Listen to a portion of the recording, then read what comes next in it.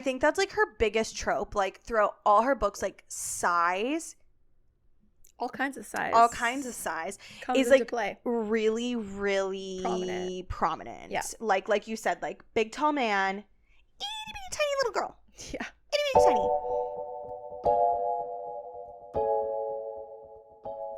I'm Kat. And I'm Cass. And you're listening to Two Book Bitches. Hello. Welcome back. It's been so long. Not for us. What are you talking about? We just recorded another episode before this. Did we? Did we?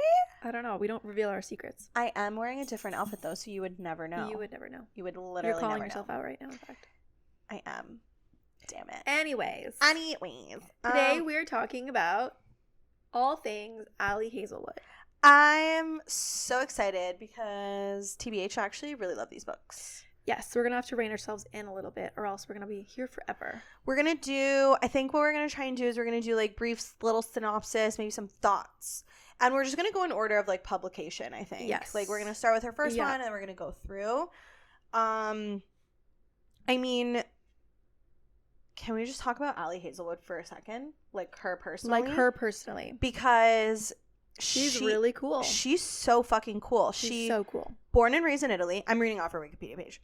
Born and raised in Italy, lived in Japan and Germany, moved to the United States, pursued her PhD in neuroscience, and during her graduate study, Hazelwood researched brain simulation and cognitive neuroscience. She works as a full-time professor. She's married, has 3 cats, and is a best-selling author.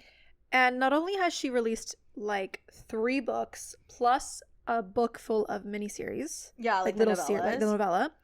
She also has like 3 new books coming out in the span of a year. Like less than a year. They're coming out in succession, like November, February, June. Does this woman sleep is what I want to know. You know what? She's mastered this little genre that she's got going for herself, where it's like hot people, hot, smart people, enemies to lovers. Hot, sexy, smart women people. in STEM meet a massive man. Bunsen burner. And they fall in love. It's and like, you know what? While all her stories are basically the same couple, same kind of story, really different font. Yeah. Like, who cares? I literally don't give a shit. It. I think that's one of her biggest, You've perfected something that I love. Like, you have it all. And I'm going to buy it. You have all the checklists there for me. Like, you're like, the checklist that I want for a book is all checked off. 100%. And I'm going to read it. I think her writing is witty. It's cute. It's fun. It's light. It's fresh. Why fix something that's not broken? They've like coined her genre like STEMinist. STEMinist novels, like women in STEM. If it ain't broke, don't fix it, right? No, exactly. No, I love her books. I think it's great. I love the world of academia. Yeah. Like we both did like grad school, so like it's cool to see kind of like, you know, these issues that some women face in academia being tackled. So I don't know. I really like her shit. And like Kat said, if it's not broken, why fix it? Yeah. And like you can clearly tell that in all these stories, it's like big man, tiny girl trope. Yeah, I think that's like her. It's like 6'5" man with a 5'2" woman. I think that's like her biggest trope. Like throughout all her books, like size. All kinds of size comes is into like play. Really, really prominent. Yeah. Like you said, like big tall man, itty bitty tiny little girl. Yeah. Itty bitty tiny. Teeny tiny. Like a little pixie. Either way, whatever she's selling in these books, I'm buying. So. I will purchase. Excuse me? Can I help you?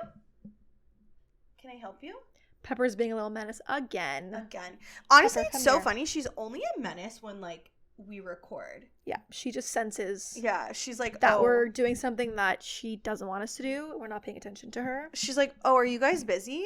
Oh, I didn't know. My bad. I didn't care. Actually. I didn't give a fuck. Okay. So I guess we just start off at the first book. So yes. The first one is The Love Hypothesis. Mm-hmm. Little note, I believe this was a fanfic at first. Yes, because the characters' names are Adam and Olive. Yeah, like, that's the couple name. But the fanfic is based on Kylo Ren and Rey. Right. So the characters are named off of like the actors of Kylo and Rey. So Adam Driver. Uh-huh. And I guess Olive doesn't work, does it? No. Because her name's Daisy Ridley. Damn it. But Adam definitely, because like the main character's name is Adam Driver. Adam, and like if you look at the cover of the book, like they look like Daisy Ridley like and Adam Daisy Driver. Ridley and Adam, like Kylo and Ray. That's what it's giving. So she originally published this on AO3, like Archive of Our Own, and I actually read the fanfic. It's called Head Over Heels or something like that. When she took it off and published it in a book, was it similar, or did they change a lot of aspects about it? They changed some of the aspects, but I think the story is like pretty similar. I think one of the biggest like things in like the Kylo Ren / like Rey fanfic genre is like a lot of AUs, like alternate realities. So it's really common to not have these two characters in like the Star Wars like world. They have them in like modern day shit. Right. So like that's a big thing. So yeah. Come here, girlfriend. So why don't we start with the synopsis for this book then? Okay, so Olive, spoilers. If you haven't read these books. We're going to be basically talking about like a very quick rundown of what happens in the book from beginning to end. So. And this is definitely spoilers. So if you Our haven't read. synopses aren't spoiler free. So yeah. If you haven't read, turn back now. Or don't. Because we're not your moms. And we can tell you what to do. Exactly. But, so Olive is basically a PhD candidate. So she hasn't received her PhD yet. And she's just going through the typical trials and tribulations of, like, academia. Like, basically, like, everything is underfunded. She's a woman. No one, like, respects her as much as she deserves to be respected. Yada, yada, yada. The story all starts because she's trying to prove to her best friend, Anne, that she's dating and she's happy and she's moving on with life. Like, she's like, don't worry about me. Like, you're too stressed about me. Like, I'm happy. It's fine. And to prove this to Anne, she kisses, like, the first man she sees. And this man happens to be Adam. And he's a professor with a reputation for being, like, a hard ass. Like, he's a dick. Like, he's hot but mean, which, I gotta admit, kind of one of my favorite genres of men. Because they're always, like, misunderstood men. Like, they're never mean to the girl, just everyone else. Do I need therapy for that? Maybe. Okay. Well, it's like they have a cold, like, what's the thing that she says in Samurai Turn Pretty? It's like, it's because you're cold-hearted. And he goes, not for you. Cold heart for everyone else, that. Soft heart for their girl. Like that. You know? That's the genre. I love that. So they decide to actually, like, keep up this, like, charade of, like, fake dating because it benefits both of them. Olive, it benefits her because she's trying to prove to her friend that she's, like, fine. And Adam actually wants to try and convince his bosses that he has, like, a stable life and he's not going to skedaddle because I think he's trying to get a promotion. So they're like, well, you're going to get up and run away. So, like, why are we going to waste money? Like, they're like, you're going to meet a girl and, like, go wherever she goes and I'll never see you again. And he's like, no, I'm not. Look, I have a girlfriend here. Like, I totally deserve a job. And obviously through fake dating, they start to develop feelings for each other because, like, how could you not? Like, if I was fake dating someone, I would also fall in love with them. It's like actors who, like, act. Like, how are you I never understood that. Like, how you not just... How in fact, some of them, a lot of times they do end up being in a relationship. It might not always last, but a lot of times if it's, like, a serious, like, on-screen relationship, they end up dating a little bit in real life. How do you not end up falling in love? Like, are you kidding me? So they end up falling in love. They go through, like, a bunch of, like, shenanigans and stuff. Like, Olive is afraid to tell him how she feels, and, like, this book is from Olive's perspective, so you don't get the inner workings of Adam, but I'm sure Adam is, like, feeling the same. Like, there's that one scene where they go to, like, that talk together and she, like, sits on his lap. And I'm like, really? There's no other seat. There's no other fucking seat in this Come sit on me then. Yeah, come sit on my lap, which I'm like, that is so not appropriate for an academic setting, but I digress. So throughout all of this, Olive is trying to get more lab space. So she's been talking to this guy, Dr. Tom Benson, for a spot in his lab at Harvard. And it turns out he's actually, like, a good friend of Adam's. But because men are trash, Tom ends up sexually harassing Olive at this conference that they're all going to. And he's essentially like, honestly, it doesn't even matter because no one's going to believe you anyways. Which is, I think, the sad reality. Doesn't this guy also try to, like, steal her work too? Yeah, he's, like, a piece of shit. Like, he, like, tries to steal her work. Like, he sexually harasses her. He's like, no one's going to believe you anyways. It doesn't matter. Because he has the upper hand. Like, he has more power in this situation, yes, right? Like, she's just this, like, PhD candidate, like, begging for lab space. And he's this guy with, like, millions of dollars of funding. And, like, he has everything she wants. And At this conference, Adam and Olive end up having sex. But she breaks it off with him because she's scared that she's going to complicate things for Adam because he's doing a project with Tom and is now all of a sudden considering a move to Harvard. When she goes back, her and her friend's name I think is like Malcolm, and Malcolm is actually dating a professor. I think like Professor Rodriguez or something like that, or Professor Hernan. I can't remember who it is, but he's dating a professor. And her friend Malcolm go to this professor and they're like, what do we do? Blah, blah, blah. And the professor, faculty member, ends up encouraging Olive to share this like recording that she has of Tom. And like, I guess in the recording is obviously incriminating. So she shares it with Adam and like Adam loses his shit and Tom gets fired. Yay. And one of the reasons why she gets convinced to do this is because that faculty member tells her like, to be honest, I only think Adam is considering a move to Harvard because like, you're going to Harvard. So take that for what you will. And then obviously after Tom gets fired, they end up confessing their love for each other. And Adam admits that he's liked her for a really long time. Because I think at the beginning of this, it mentions that they had met in a bathroom. They had met when she was interviewing for her PhD. And remember, like, she was putting in these contacts that were, like, super old. And she, like, basically, like, temporarily, like, blinds herself because she, like, pokes herself in the eye or something. Yeah. And he, like, walks in on her, like, flushing her eyes out in the sink. Mm-hmm. And he's like, immediate love. And he's like, I've basically, like, loved you since this whole, like, bathroom shenanigan situation. Yeah. So that's kind of their story, like, really brief synopsis. Thoughts? I loved this one. I still think it, like, since it's an OG, it's still my favorite. Same. Of the 3 novels. I think it's, like, the blueprint. Yes. And I feel like every novel after this was compared. Yeah, because, like, reading this one was somewhat fresh. Yes. Like, it was different. Like, this was STEM, like, academia. The STEM angle. Romance. Like, that was a new angle to take it from. So it was fresh and it was cool. So I still think the OG is my favorite. Me too. And I like the trope of, like, fake dating. I've always kind of liked that trope. Okay. Because that's the major trope. I feel like the major tropes in this are fake dating and miscommunication. I don't like misunderstanding / miscommunication, but I do like fake dating. I'm a fan of fake dating if it's done well. I think it's done well in this book. I'm not a fan of miscommunication. But these books I feel like are so delightful that, like, I'm ignoring all the red flags. Like, every red flag I'm ignoring. Like what? What red flag? Like the whole, like, miscommunication thing. Like, like, I'm ignoring them. I don't care. Whatever. I don't want to. I don't even.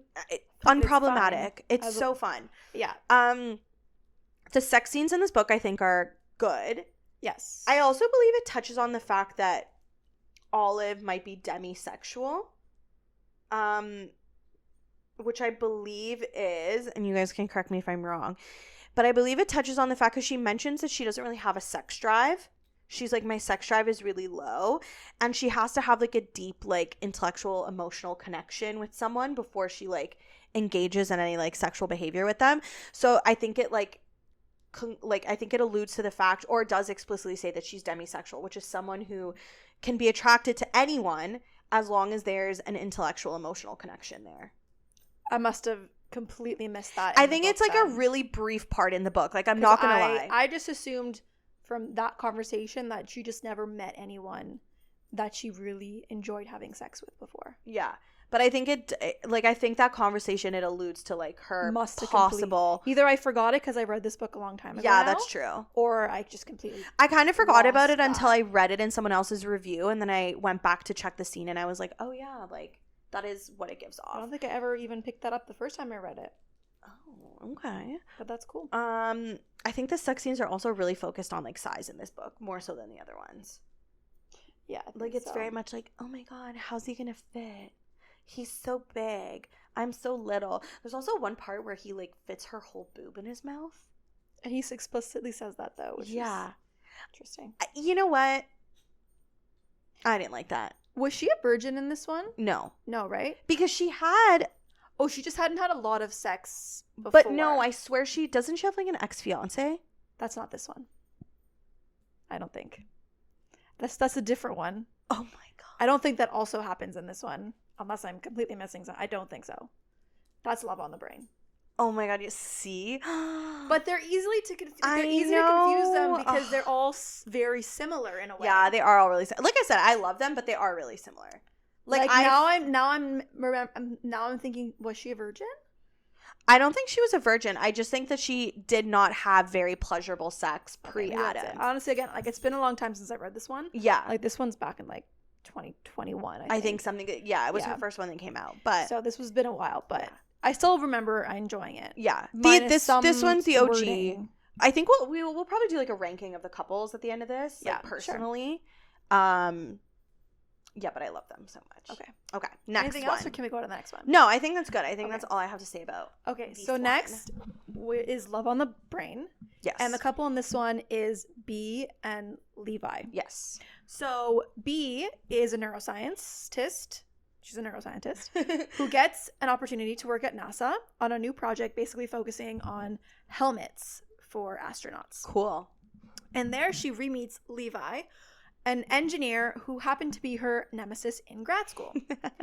And side note, she has a pretty famous Twitter account where she remains anonymous with the alias of What Would Marie Do, because she's a really big fan of like Marie Curie. Yes. And on this Twitter account, she has like tons of followers, and she regularly corresponds with another anonymous account called at Schmackademia. Schmackademics. Yeah. Couldn't say that for a second. Yeah. So anyway, so when she arrives at work to start this new project, it seems like someone is like trying to sabotage her, and she immediately assumes it's like Levi. She's like, her old nemesis. You're my enemy. Yeah, it's because like Levi's not responding to her emails. All the equipment she asks for isn't there. Like no one's letting her do her work, so she's getting annoyed. Which is weird because it's NASA. You think they would have their shit together. So when she confronts him about it, he actually tells her that like the project's kind of being stalled right now due to like some politics between NASA and NIH, since it's a joint funded project by NASA and NIH, whereas NASA doesn't want it to be joint product. Oof. Like they don't want to share the project with NIH, but they needed the funds from NIH. Right. So that's kind of how it's dramatic politics going on there. But honestly, like he literally like confirms like, I'm not deliberately sabotaging your work. Like it's not me. And he actually, in fact, advocates for her and says to his boss that there isn't anyone else he wants to work on this project with. You also find out that there's another company that's working on a similar project as them. And when the boss finds this out, this kind of gets the ball rolling because obviously NASA wants to beat this other company to the punch. Like they want to make this helmet before someone else does. Exactly. And then obviously as they spend more time together, B starts liking Levi. But turns out he actually thinks that she's married because back in grad school, she had gotten engaged to this guy named Tim or whatever. And he never knew that B had called off the engagement because she found out her fiance was sleeping with her best friend. Rude. Well, so the best friend. I know. Just let it be a random at this point. Hurt. Like, so then after finding out the truth, because B says, "What do you mean? Like, I'm not engaged." Levi's happy about that, and he admits that he likes B, and they end up sleeping together. Cute.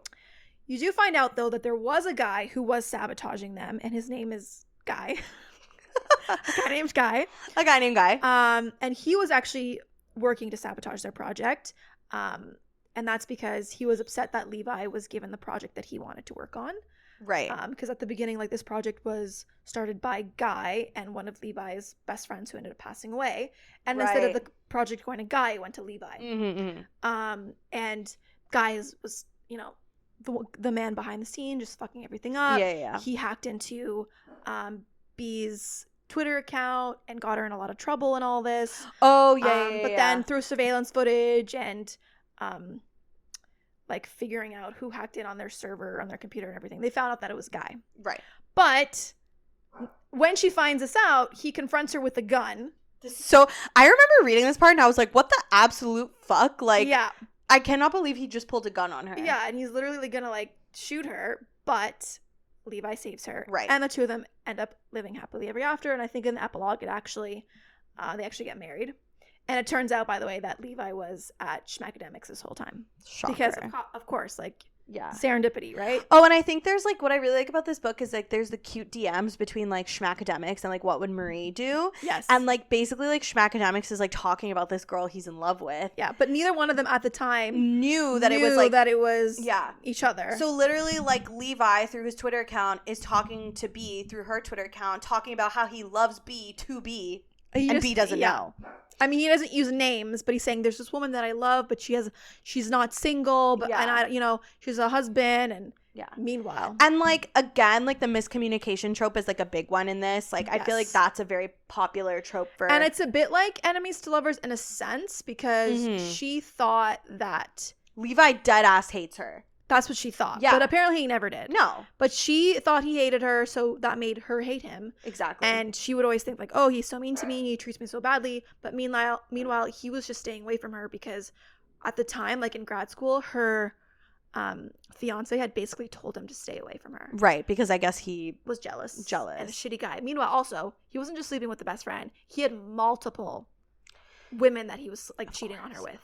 The worst. I think like this one too delves a little bit more into like the politics of academia and like funding and like the money behind it. So, like I think like the love hypothesis was more so focused on like the sexual harassment and like the treatment of like young women in academia. And although that's like obviously a plot point in this one, it delves even further into like the deep politics of academia and like how you get funding and how you have to share research and like how there's like rivalries between like, you know, companies and organizations who should in theory be working together, but they're not. So and like the lack of funding and the lack of resources is a big one here. And I think that another thing that they do touch upon, which I didn't really mention in the synopsis, was, and I think that even Ali Hazelwood actually talks about it in like a little bit somewhere else in the book, like she has like a footnote, is the whole GRE.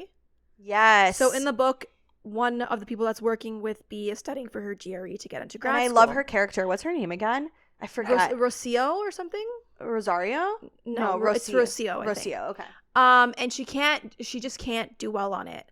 And as I'm sure many people are aware, standardized testing sucks, and it's truly not a good litmus for how well you're gonna like do in life or how you're gonna succeed in a program. And yet we still employ standardized testing. A lot of programs require you to write some version of a standardized test. And a lot of grad schools want you to write the GRE. Yeah, I wrote the GRE before I went to grad school. In the book, there's a literal, like, her Twitter account starts, like, a smear campaign against the GRE, being like, I forget, there's, like, it's, like, a hashtag, or it's, like, basically, and a lot of people agree with it, and, like, this whole Twitter feed starts going on about, like, why you shouldn't need the GRE to get into school and all this stuff. So that's a big premise of the book as well. And I think one of the things with academia, and I mean, like, I wrote the GRE, like, I went to grad school. I wasn't, like, deep into academia. Like, I'm not pursuing my PhD or, like, further, like, education or things like that. But I think one of the main problems is that grad school admissions or, like, academic admissions can be kind of formulaic at times. It's like, okay, like, what's your GPA? What's your GRE/LSAT/this/that score? And, you know, that's a large part of the admission process. And, like, sure, you know, you have, like, letters of recommendation and you can write, like, a letter of intent and things like that. But by and large, like, a lot of it, you know, falls back on, like, those scores. And sometimes that's not really reflective of, like, how well you will do in grad school. Like, and it's upsetting because I feel like a lot of people who would probably do really well in grad school don't get that opportunity to go and try because of limiting factors like standardized testing, or even a GPA. Like, it doesn't always, you know, take into account, like, what if this person had to, like, work full time during undergrad and that affected their GPA score? Or, like, what if, like, XYZ happened? And, like, sure, you can write about it again in, like, your letter of intent or things like that, but it doesn't always translate well. So I think, like, the thing that this book touched on with the whole, like, you know, academic admissions process is that sometimes it is really unfair, and it becomes a barrier for a lot of people who would probably do well in grad school. Not to mention the fact that, like, writing these tests is expensive. Getting the study materials for these tests is expensive. Tutoring for these tests is expensive. And I think that even in the next book too, like Love Theoretically, like they even touch upon that a bit, like in terms of like her GPA and like the fact that, you know, it was hard for her to get into grad school, and then the PhD professor that did take her on, she feels like so indebted to because he was the only one that would take her, and then that causes problems for her. We'll get to that book later, but like it's definitely interesting how she, you know, really does tackle these issues, talk about these issues, and like a book that's not that serious. Yeah, in a sense, because like you're reading like a romance novel, but then you're sitting here and you're like, holy shit, like that's so so fucking true. And sometimes, in fact, because like they're so lighthearted, the books, like those kind of bigger issues kind of tend to get glossed over because they're not like the focal point of the book, obviously. So I mean, you're not really paying attention to it per se. Yeah, but it's definitely cool to talk about it. Yeah, I don't know. I definitely like it. I think, like I said, that's one of my favorite things about her novels. I particularly like that one because I feel like it was an issue that like I ran into during my grad school process. So it felt like a little closer to home, that like whole grad school admission process, and just like talking to like the other people in my program and like hearing their experiences. Well, I think that standardized testing like is frightening, honestly. Like, I think like, what if you're not a good test taker? But I think it's like a barrier for a lot of people. They'll just say, oh, I have to write a test, forget it, I'm not gonna apply. Yeah, because it's a lot of work. Like, you have to study for it. Like, there is it's a huge process as opposed to just applying to a program. Yeah. Like, it's a lot harder than just getting letters of reference, letters of reference, or, you know, writing your statements, because most of them required you to write some kind of like letter like, or whatever. You know, a resume, a cover letter, or whatever. But then on top of that, you have to write a test, and that's a whole lot different of people. Yeah, especially like, are you studying for the test like during your undergrad? Like, you probably have other things going on. Are you studying for your test as a mature student when you probably have a job or potentially a family or something like that? Like, all of these things just become roadblocks into people pursuing like higher education, academia, and like potentially something that's going to make their life better in the long run. So I mean, I think there's a large camp of people who are anti-standardized testing. I would probably consider myself one of those people. Me too. You know, like, I did fine on the GRE, but it was a stressful time in my life, and if I didn't have to do something like that, that probably would have made it 10 times easier for me. Let's hope programs move away from it. I know some programs are starting to. They'll make you write it, but they'll say that they don't really look at the score. It's not part of your like assessment, but then you still have to write it. But let's just get rid of it completely. Is the better option, in my opinion. Yeah. I agree. But anyways, enough with the heavy. Let's move on to anything else you want to say about this book? Or no, do you want to move on? I like the couple. Transparently speaking, I think they're probably like lower on my list if I were to like rank them. Yeah, I think so too. But I like him, but I think that this book probably was lower on my list of the books. However, I like the academic topics that they covered. Yes. More. So it was kind of like that for me. Yeah. But that's pretty much it on this. So what's next? Next is the collection of short stories. So there's 3 short stories, and the whole book that they come in are called Loath to Love You. And what I like about these short stories is that they're all connected, because each short story follows a different best friend of a trio of best friends. There's Sadie, Mara, and Hannah. And so each one that's about a different friend, and it basically follows their different love stories. Not gonna lie, I totally didn't read these ones. Okay, so I will fill you in. Fill me in. And you can tell me which one you think you like best. Okay, cute. So the first one is Under One Roof. Okay. And that follows a couple called Mara and Liam. Okay. And this one is kind of based off of Ginny Harry Potter fanfic. Yeah, I mean, okay. Woo! Oh my god, did you see that? So I think if you look at the cover of this book, it looks like Ginny and Harry. So all of these, but like a very tall Harry Potter. And like, a very short, love you, Daniel Radcliffe, but like a short king. Yeah, he's a short king. So picture him very tall. Yeah. And then it works. Yeah, so I think all of these books kind of, if you look at them, they kind of give off like Harry Potter characters. And I guess we'll say it as we go on. Yeah. So anyways, this book follows a girl named Mara. And she is an engineer, environmental engineer. And Mara's mentor from grad school, Helena, passes away and leaves Mara her half of this beautiful house in like Washington, D.C., I think, that she owned with her brother. And so Mara decides to move into this house because she got a job in the area, so it works out perfectly. So she shows up to this house, and a guy named Liam is living there, who happens to be like Helena's nephew, I guess. Mm-hmm. And I think he owns the other half of the house, like the part that was owned by the brother. Right.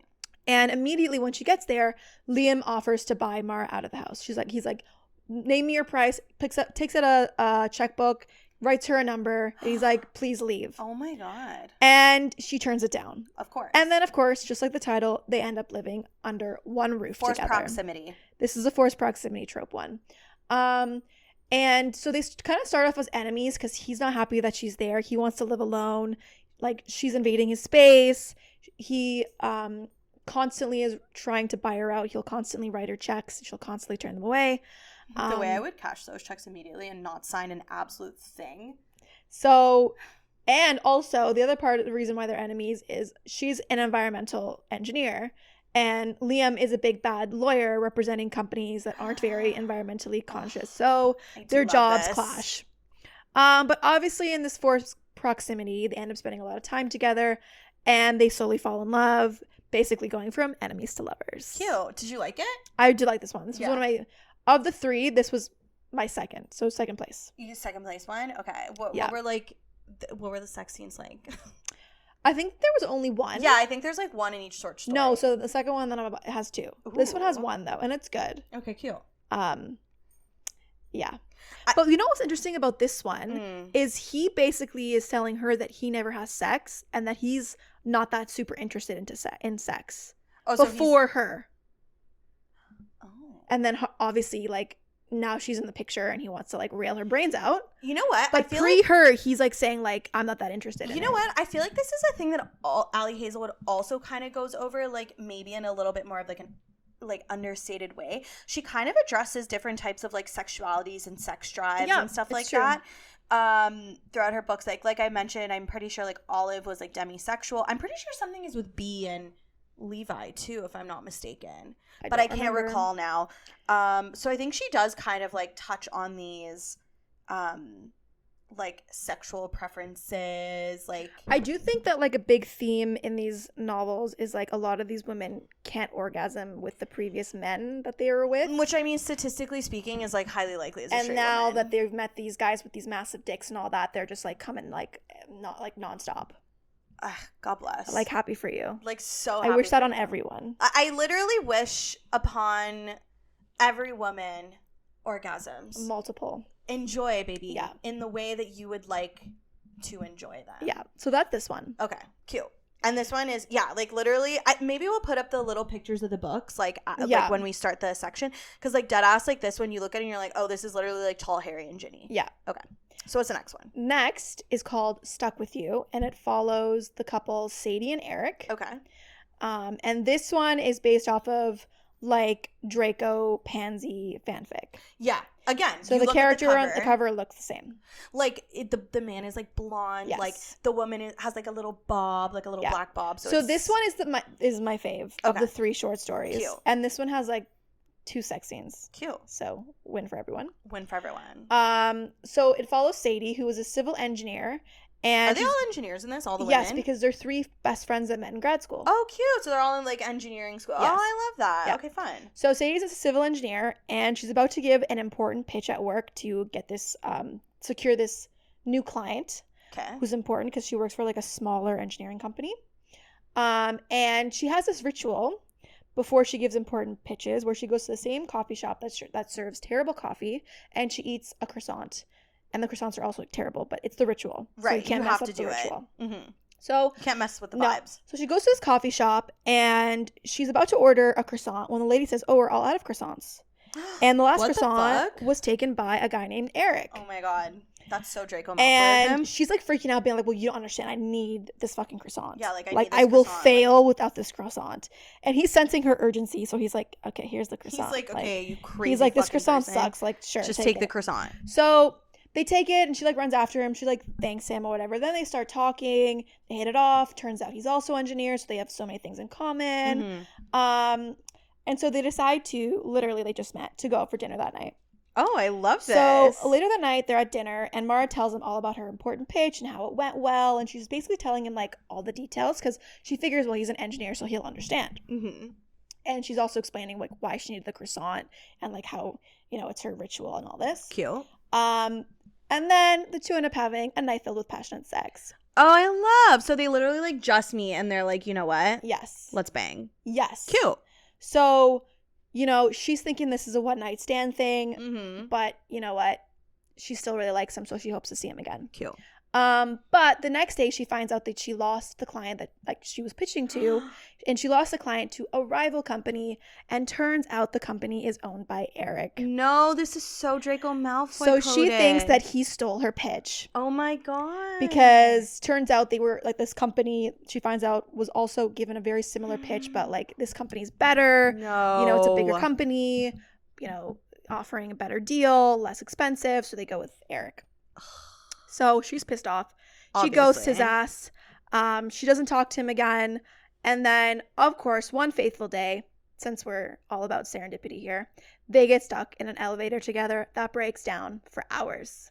And they're stuck with each other. So I guess like this whole, like the whole trope in these little novellas is like forced proximity. Yes. Okay, cute. Yeah. And she's basically forced to explain why she ghosted him. Because he's like, I don't want to know what I did wrong. I really liked you. I wanted to see you again. We had a great You night. didn't. It was freaking amazing. You had great sex. I had great sex. Like, what happened? So she basically tells him that, like, well, you stole my pitch. And then he has a very good, like, explanation. And ends up being, like, an entire misunderstanding. Of course. Basically, like, I think what happened was he didn't know what the company was. So he didn't know it was the same company, but he knew what the company wanted. And so he was sending his employees, like, her, like, PhD, like, thesis. Dissertation. Yeah. Saying, this is what we should be telling them because this is, like, what they want to hear kind of thing. Oh. So he was literally giving them, like, her information because he wanted to get this client, but he didn't know that was the client she was also trying to get. No. It worked out fine. I'm smelling a little bullshit, No, but it's I fine. I don't think so. Okay. I bought what he sold, and You so bought did it? she. So did she because they ended up together and they Okay, have cute. another night of passion sex up against the wall. So you know what? Stunning. A win is a win. I'm really happy for them. A win is a win. So this one was your favorite? Yes. Okay, cute. I liked this whole elevator thing and okay, and it was different that like from the other ones where it's like they literally right from the get-go, bang. Yeah, because that the was other different ones, from the other. The other ones start off more like, like I dislike you, and then like we get to like each other. Yeah, this the one other was just ones like are more like a oh, slow burn. Okay. Whereas this one's like immediately. Let's fuck. Like the previous one is like takes months for them to like the first one with Under One Roof takes months for them to have sex. This is right away. Starting off strong. Love that for them. Yeah. You know this. I'm terrified of elevators. I don't like them. So imagine being stuck in it with someone you supposedly hate / love. I mean, listen, have I had the fantasy before? Absolutely. I just think that my panic instinct would probably take over if I was stuck in an elevator. So I don't know how like sexy it would get. Do you remember know? The Hating Game, the movie? Yes. With it, and yes. like the elevator scene? Yes. Oh, it's so fucking hot. Okay, but that's fine. The elevator's not stuck though. It's moving. I know. True. That's fine. Like I'm okay. You know what I love with trope I love, Kat? I love when two people get on an elevator. Say they're like at the bottom floor and they have to go like the 80th floor. Like, and throughout like that entire elevator ride of the 80th floor, luckily they never get interrupted by another person. And that entire time as they're riding up in the elevator, they're just hooking up and like, you know, maybe making out, maybe there's a little fingering involved. I don't know.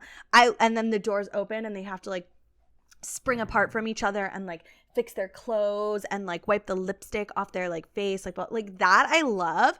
I don't want to be like physically stuck in an elevator that's like broken and then I have to like press the button and like call the fire department and hope I don't die. That I don't want to do. Well, I don't really think anyone wants to be stuck in an elevator. Like, is that something anyone actually really wants? No, I would imagine not. But yeah, so this one's my favorite. Okay, cute. So this one's a Draco Pansy one we're suspecting. Yes. I wonder if she's ever like confirmed any of this like little fanfic speculation. Well, I mean, why would she make the characters look like that literally in the in the art? I feel like okay, so speaking of, like there were people that said there were people that said that Levi and B were based on Tonks and Remus. I mean, I guess I can see that. Uh-huh. I don't know if I like it. That's fine. I'm just saying what I heard. Because isn't Tonks and Remus, like, even in the book, there's, like, a huge age gap, isn't there? Yeah. Massive. Yeah. So I think I felt, like, certain type of ways about that, even in Harry Potter. I tried to forget about that book. I don't think there's that much of an age gap in this book. No, I don't think so either. So maybe she just, you know. I do think there always is a little bit of an age gap in her books, because I think she tends to write, like, more established man. Yeah, the guy's always girl on the come up. Yeah, like the girl just finished school, but the guy's been working in the field for a while. Yeah. Okay, so what's the next one in this? So the last one is not my fave, so I know the least about it, honestly. Okay. It's called Below Zero, and it follows a couple, Hannah and Ian, and this one apparently is Hermione Ron fanfic. And I mean, it looks like it. The girl has it, and we'll put up a picture. And this could explain why I like it the least, because, like, of all the Harry Potter romances, meh. They're mid. Like, it's Hermione and Ron were always meh to me, so. It would have been so much better if she just ended up with Harry. Truly, I would have preferred that. And it would have made more sense. I even think, like, J.K. Rowling said that as well. I think she has mentioned that when she was writing the first couple books, that was the way she wanted it to go, so she kind of made them a little bit too friendly. And even if you watch the movies, the first couple, they're a little 100%.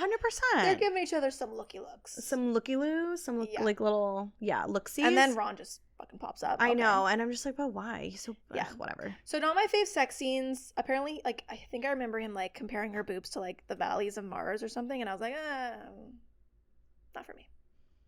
Sometimes you should just keep those thoughts inside, you know? So it was a bit too slow burn for me and not my fave sex scenes, but that's okay. Okay. So in this one, Hannah is an engineer at NASA. I wonder if she knows B. Maybe. And she finds herself stranded at a remote Arctic research station. My nightmare. And she has to be rescued by her longtime rival, Ian. Okay. And Ian, she had met many years ago when she was interviewing him for her, like, PhD assignment, because he was part of, like, the landing team at NASA.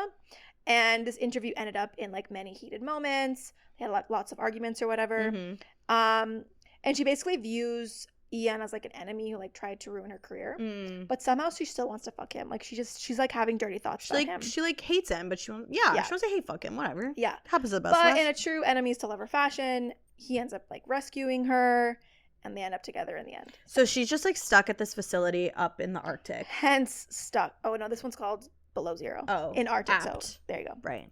Yeah. And that's absolutely like, insane. he's, like, goes on the team to rescue her in this, like, station. Does he come in on a snowmobile? I don't remember, probably. Okay. I just riding a polar bear. I don't know. That would have been good. That would have been really good. Okay. So like I said, like, this is my least favorite, so like, it doesn't really reserve much room in my brain. Okay. You know? No, fair enough. I mean, I feel like if this one is based on Ron and Hermione, it would also be my least favorite. Like, I just don't like them together. And even though it might not actually be like Ron Hermione, as we're, like, posing it, it looks enough like them to where I'm like, don't care. Yeah. You know? Yeah. I get that. And you know what? It was bad because I had read Stuck With You first, because I read them in order of the book. So the book, the first one, it's in this order. It's Under One Roof, which I like, Stuck With You, and then Below Zero. And I just found, like, after Stuck With You, I kind of was like, it was hard to get into this one. I was like, this one should have been, like, first. Yes. Start off, like, you know, ease me into it. Don't, like, end, like, have the best one in the middle. Yeah. Because I'm less inclined to finish. I'm like, okay. Fair enough. Maybe I'll read these now. I have the book. Like, it's literally sitting on my bookshelf back there, but I just haven't, like, picked it up. Anyway, still good. I love them all. Yeah. But if I have to pick, this is the order I'd pick it in. Exactly. You know? Okay, so Love Theoretically is the next book. Yes. I believe this is the one that was most recently published. Correct. We both read this one on vacation. So this one is about Elsie and Jack.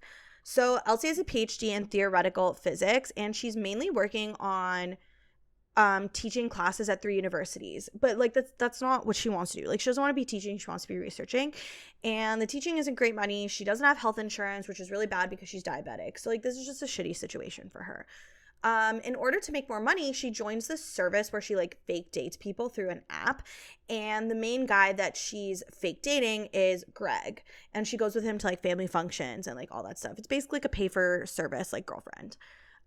Greg has a brother named Jack who she, like, meets at these family functions. And, like, TBH, he gives off, like, really weird vibes at first. Like, he's always, like, looking at her. Like, he's just being, like, Yeah, so when I first read creepy. this one, like I felt like all the other ones, I liked the guys like kind of immediately. Pretty off the bat. Whereas this one, like I really had to warm up to him. Because when I first read the book, I was kind of like, ick. This guy's like ick. Really weird. I don't know. It was just really weird. I also didn't really like. But based off the fan art, or the fan art, the art on the front, he was giving like Milo from Atlantis. Oh my god! But like a jacked Milo. So that's what I was picturing about. And like Milo, but jacked. Love Milo Thatcher from Atlantis. So picture that. That's what I'm picturing. Anyways. Like, I have a deep, deep love for him. But still, he was creeping me out a little bit. Yeah, he was too. And I remember I was a little bit ahead of you in the book. So like when I actually started to like him, I was like, just wait. And like it ended up being fine. Yeah. Elsie lies about her job. So she says she's like a librarian or something to like Greg's family. And she's really surprised then when she starts an interview process for like a tenure track job, and she finds out that Jack is a experimental physicist and he finds out that she's a theoretical physicist. Dun dun dun. Because there's like this rivalry between like theoretical physics and like experimental physics that they like really bring up a lot in this novel.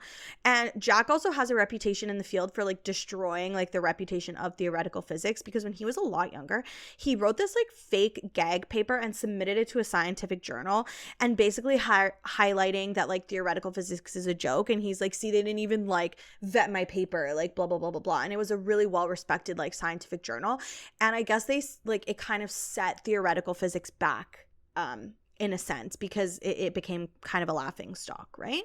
So Elsie doesn't end up getting this tenure track job. It goes to this like other woman. But she does end up getting together with Jack, who tries to help her dismantle her like people-pleasing tendencies. Like one of the biggest things in this book is like Elsie's like a people pleaser. Like she wants to help her mom, who and her two twin brothers are like super dysfunctional. She's always helping them, and she wants to people please her mentor and like literally everyone in her life. And Jack's big thing is like, what do you want? Like, who are you? Like, who is the real Elsie? Elsie also learns that he wrote this like fake paper that destroyed the career of her mentor, because her mentor was the editor of the paper at this time, like the like science journal. And the reason why he did this was because her mentor was a dick to Jack's mother, who was a theoretical physicist. I think he basically like ran her out of the field or something like that. Yeah. Like, or made it really hard for her to practice or whatever. So Jack obviously like fucking hates his guts. So revenge. So he did it for revenge. And all's well that ends well, because Elsie dumps her stupid shitty mentor who's like trying to hold her back, and she gets this great job working with like the other woman who like had originally gotten the job, and her and Jack end up staying together, and it's like all very nice, and I love them. And the big kind of things in this one were like Jack's like all about consent. Like it was very hot, it was very sexy. And then also it goes off of the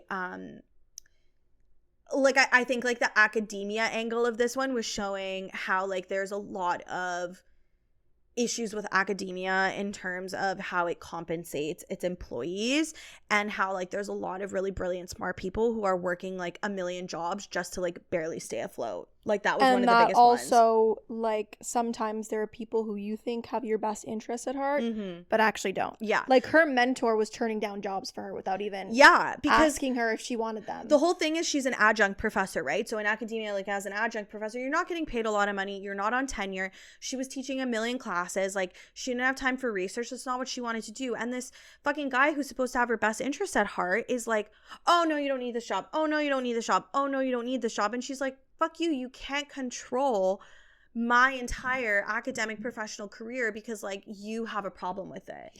Yeah, and I mean that's a little bit part two is like, well, is he jealous of what she can accomplish? Yeah. Like he doesn't want to see her to her full potential because she's, you know, seen as a threat to a certain degree. So that I'm sure a lot of people can experience, like have experienced in their academic career as exactly. Or even in their like professional careers. Where like someone in any point in life too. Yeah. I did end up loving them. I did. I mean, like I said, like he grew on me at the beginning. I thought he was kind of, I was suspicious. Same. But I did end up loving them. Because you end up finding out that he's creepy because like he wants to protect his brother. He's very protective over his brother. So he's like asking a lot of questions about her. And then like that whole misunderstanding of like she's actually a physicist, but she said she was a librarian. So he's like, why did you lie? Like blah, blah. And then he's like, well, is my brother in love with you? I don't want to date my brother's like ex-girlfriend. Meanwhile, her brother, his brother wanted nothing to do Yeah, with Elsie. With Elsie. Yeah. And in fact, that's another thing, a sexuality they talk about in this one too. Because I think he's like somewhat asexual. Yes, I believe. My brother Greg is like he likes companionship, but he's not interested in like the sexual nature of a relationship. Yeah. So again, like she kind of touches on that again. Olive and Adam also make an appearance in this, which I love. Yes, that was cool. That and they're happened. engaged. And they're engaged in this. And I'm pretty sure like they have like a wedding date set for like April. I'm hoping that Ali Hazelwood releases like a little like bonus chapter of them getting married or something. Yeah. Because they're like my OG like love. Okay, so of the couples, rank. Who are your faves? I think I would do Adam and Olive, Elsie and Jack, and then Levi and B. That's exactly my ranking. Yeah. Yeah, I love. Lots of people actually really like Jack more. Like, there's a lot of people online who like Jack's their favorite, like Ali Hazelwood. Yeah, boyfriend. So for me, like I hadn't read it, and then I saw this like line someone posted on TikTok, and I'm like, I must immediately read it. Where he literally, I guess there's like this ex girl in his life who's like jealous. Yes, I do remember this. And she's like, "What? You're dating a theoretical physicist?" Like, and then he calls her like his girlfriend or whatever, and she's like, she's not your girlfriend. Like, what are you talking about? And he literally says like, she can be my damned wife if she wants to be. All really she has to do is say like, and I was like, oh, he's got the my wife vibes. Yeah, he's got my wife vibes, which I love. You know, we love the my wife vibes. Yeah. Okay, so those are all of Ali Hazelwood's published works. She does have some unreleased works that are coming out, right? Yeah, so we can briefly talk about those. Okay. So the next one that she's publishing is this year, I think she's publishing. November 7th of this year. It's called Check and Mate, which is apparently like more of a YA. Yeah, I think it's her first young adult novel. Yeah. Mm-hmm. So I would imagine there's like no sex scenes in this. Ugh. Will I read it then? I don't know. It depends on how old they are. If they're in high school, I probably won't read it. If they're in like college and it's just like a little more lighthearted, I'll give it a shot. Like, is it like a Fade to Black or is there no sex at all? I think it's like a Fade to Black type vibe. Is the vibe I'm getting. Okay. Maybe I'll dabble. Do you want to read the summary for this one? So this is the summary just straight off of like Indigo website. Okay. So it says Mallory Greenleaf is done with chess. Every move counts nowadays. After the sport led to the destruction of her family 4 years earlier, Mallory's focus is on her mom, her sisters, and the dead-end job that keeps the lights on. That is, until she begrudgingly agrees to play in one last charity tournament and inadvertently wipes the board with notorious king killer Noland Sawyer, current world champion and reigning bad boy of chess. Ooh. Nolan's loss to an unknown rookie shocks everyone. What's even more confusing, his desire to cross pawns again. I love all the chess puns in this. I can't deal. What kind of gambit is Nolan playing? The smart move would be to walk away. Resign. Game over. But Mallory's victory opens the door to sorely needed cash prizes, and despite everything, she can't help feeling drawn to the enigmatic strategist. As she rockets up the ranks, Mallory struggles to keep her family safely separated from the game that wrecked it in the first place. Ooh. And as her love for the sport she so desperately wanted to hate begins to rekindle, Mallory quickly realizes that the games aren't only on the board. The spotlight is brighter than she imagined, and the competition can be fierce in brackets. Lee, attractive and intelligent and infuriating. Cute. So a little like rivals to lovers type vibe is what I'm getting. Chess. It's giving Queen's Gambit. Yes. But YA. Yeah. I feel like everyone was a little obsessed with chess after Queen's Gambit, so it's true. I think I me included. I'm including myself in that pool. I will be reading this, I think. After hearing the synopsis, you know what? I just think that I really do enjoy Ali Hazelwood's writing. I think she's got a really delightful writing style. I always have a good chuckle when I read her books. They're very feel good.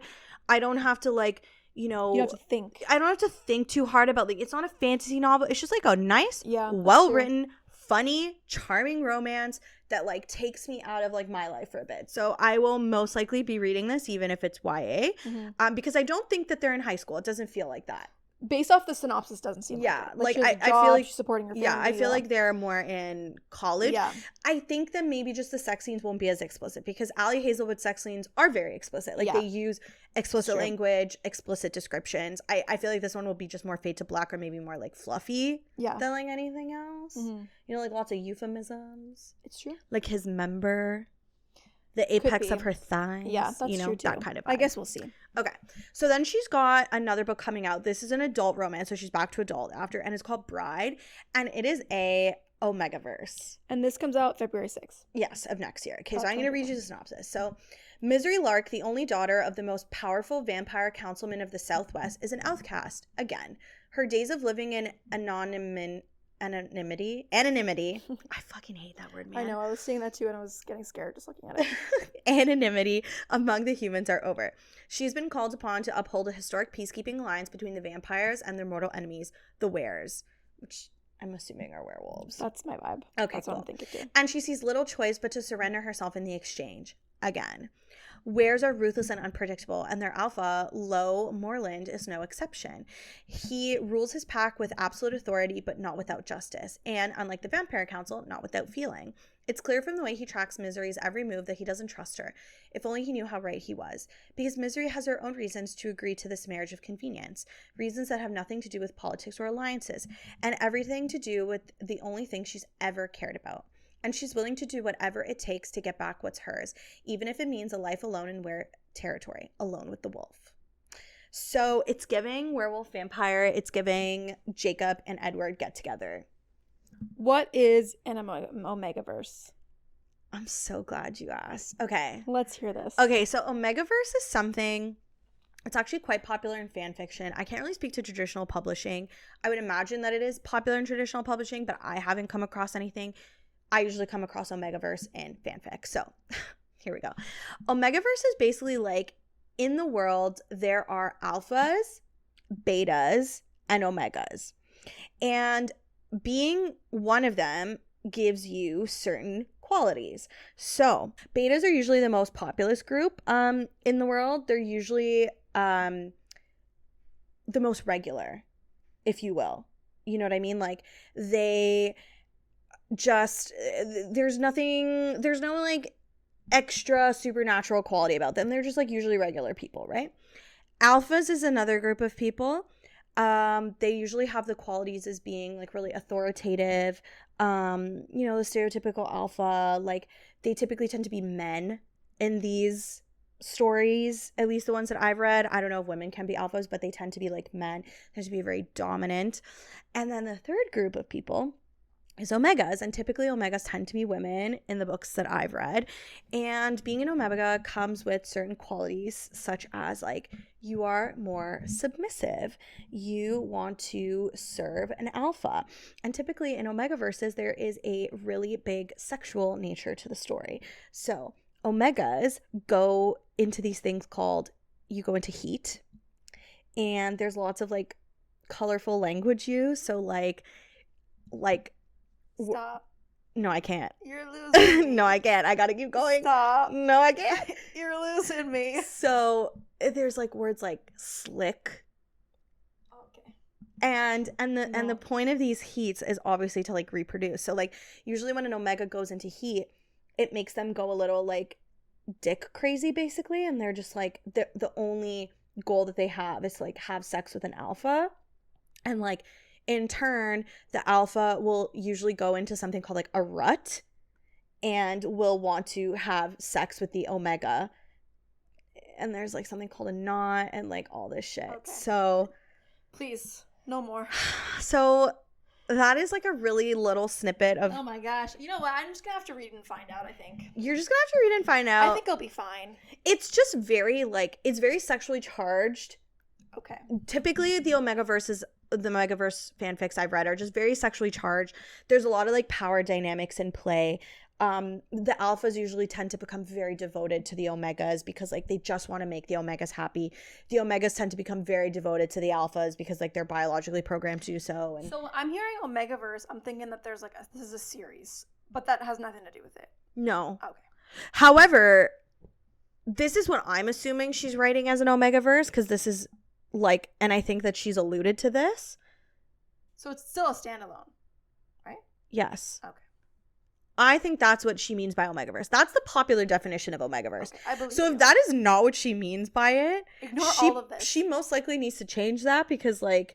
No, she's a very intelligent woman. I think that's exactly what it's purposely done. 100%. I will be reading it. As will I. I will be reading it. Yeah. I love a good Omegaverse. Like, I'm as a little treat. I've never read it before. This kind of genre, seems like. So I'm intrigued. Oh my god. You know what? I'm going to send you color my interest peaked, you know? Like, okay. Color me intrigued. You know what I'm going to do? I'm going to send you a little snippet of an Omegaverse and I want you to read it. Okay, stay tuned. There's like very particular language in it, and I think Kat's either going to be like, you know what, I can suspend disbelief and read it, or I think she's going to be like, what the absolute fuck are you guys on? One of the two. TBD. We'll see which one. Okay. Last unpublished novel. The last one has apparently more like recently announced, and it's coming out in June of 2024, June 11th. Okay.